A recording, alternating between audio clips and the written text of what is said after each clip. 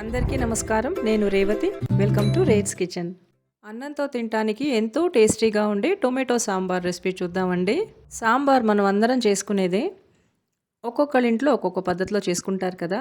చాలా వేరియేషన్స్ ఉన్నాయి ఈ సాంబార్ ప్రిపరేషన్లో కూడా. ఈ వీడియోలో చూపించినట్టు ఒక్కసారి చేసి చూడండి. చాలా చాలా బాగుంటుంది. అన్నంతోనే కాదండి, ఇడ్లీ దోశ పొంగల్ లాంటి టిఫిన్స్తో తినడానికి కూడా బాగుంటుంది. మరి ఎలా చేసుకోవాలో చూద్దామా.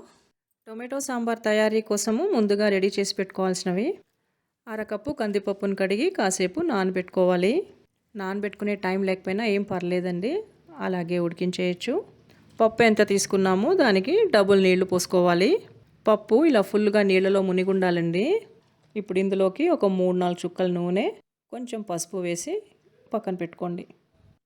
టొమాటోలు ఇక్కడ నేను 5 తీసుకున్నాను. వీటిలో సగమేమో పూర్తిగా పండాయి, మిగతావి అక్కడక్కడ పచ్చిగానే ఉన్నాయి. టొమాటోలు ఇలా ఉంటే సాంబార్కి మంచి టేస్ట్ వస్తుంది. పైన నల్లగా ఉన్న భాగం మాత్రం కట్ చేసి కుక్కర్లో పప్పు గిన్నె ఉంచి పైన ఒక ప్లేట్లో కానీ ఒక గిన్నెలో కానీ ఈ టొమాటోలు ఉంచి, ఇంకా టొమాటోలకి ప్రత్యేకించి నీళ్ళేం అవసరం లేదండి, కుక్కర్ స్టీమ్లో ఉడికిపోతుంది. మీడియం ఫ్లేమ్లో 3-4 విజిల్స్ వరకు ఉడికించాలి.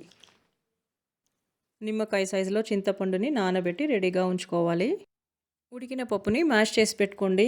చాలా చిక్కగా ఉంది. ఈ పప్పు తేటని విడిగా తీసి పెట్టానండి, ఆ తేటనే కొద్దిగా పోస్తున్నాను.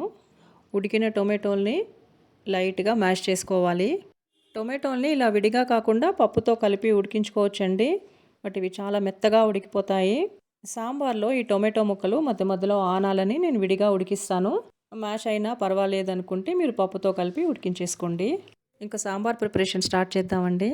ఒక మందపాటి గిన్నెలో 2 స్పూన్ల నూనె వేడి చేసుకుని 1 స్పూన్ ఆవాలు, 1 స్పూన్ జీలకర్ర, 1 స్పూన్ మినప్పప్పు వేసి ఇవి చిట్లుతుంటే మధ్యకు చీల్చిన 2-3 పచ్చిమిరపకాయ చీలికలు, సన్నగా పొడవుగా కట్ చేసిన ఒక పెద్ద ఉల్లిపాయ వేసి వేయించాలి. ఉల్లిపాయలు మెత్తబడగానే ఈ టొమాటోలు ఒక అర గ్లాస్ నీళ్లు పోసి ఒక్క ఉడుకు రానివ్వాలి. ఇలా ఉడకటం స్టార్ట్ అవ్వగానే ఉడికించిన పప్పు, చింతపండు రసము, మీ టేస్ట్కి తగ్గట్టుగా పులుపు చూసి కలుపుకోండి. 2 టేబుల్ స్పూన్లు సాంబార్ పొడి, సరిపడా ఉప్పు, 1 గ్లాస్ నీళ్లు పోసి కలుపుకోవాలి. మీరు రైస్తో తినేటైతే కొంచెం చిక్కగా ఉంటే బాగుంటుందండి. అదే ఇడ్లీ దోశ టిఫిన్స్తో తినాలనుకుంటే కొంచెం నీళ్లు పోసి పల్చగా చేసుకోండి. ఇంకా 1 స్పూన్ బెల్లం ఆప్షనల్, పులుపు అడ్జస్ట్ అవటం కోసం వేస్తే బాగుంటుంది, మీకు వద్దనుకుంటే స్కిప్ చేసేయండి. కొద్దిగా కరివేపాకు, 1 అర స్పూన్ ఇంగువ. పోపులో అయినా కలుపుకోవచ్చు, బట్ ఈ స్టేజ్లో వేస్తే ఫ్లేవర్ బాగుంటుందండి. సాంబార్లో వెల్లుల్లి వాసన టేస్ట్ నచ్చేవాళ్ళు పోపులో వెల్లుల్లి కలుపుకోండి. మా ఇంట్లో సాంబార్లో వెల్లుల్లి ఇష్టపడరండి, అందుకని నేను వేయటం లేదు. ఇప్పుడు వీటినంతా బాగా కలుపుకొని ఒక 5-10 నిమిషాల వరకు మరిగించాలి. మధ్య మధ్యలో కలుపుకుంటూ ఉండండి. ఇది నేను ఇంట్లో చేసిన సాంబార్ పౌడర్ అండి. 2-3 నెలల వరకు ఫ్రెష్గా గుమగుమలాడుతూ ఉంటుంది. డిస్క్రిప్షన్లో ఐకార్డ్లో లింక్ ఇస్తాను, ఇంట్రెస్ట్ ఉన్నవాళ్ళు చూడండి.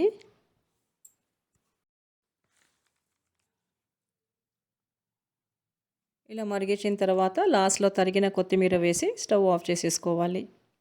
టొమాటో సాంబార్ రెడీ అండి. వేడి వేడి అన్నము బెండకాయ ఫ్రైతో సర్వ్ చేస్తున్నాను. మీరు కూడా ఒక్కసారి ఈ పద్ధతిలో టొమాటో సాంబార్ ట్రై చేసి చూడండి. ఈ వీడియో మీకు నచ్చితే లైక్ చేసి తప్పకుండా మీ ఫ్రెండ్స్ అందరితో షేర్ చేయండి.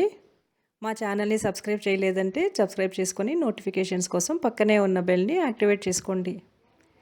Thanks for watching.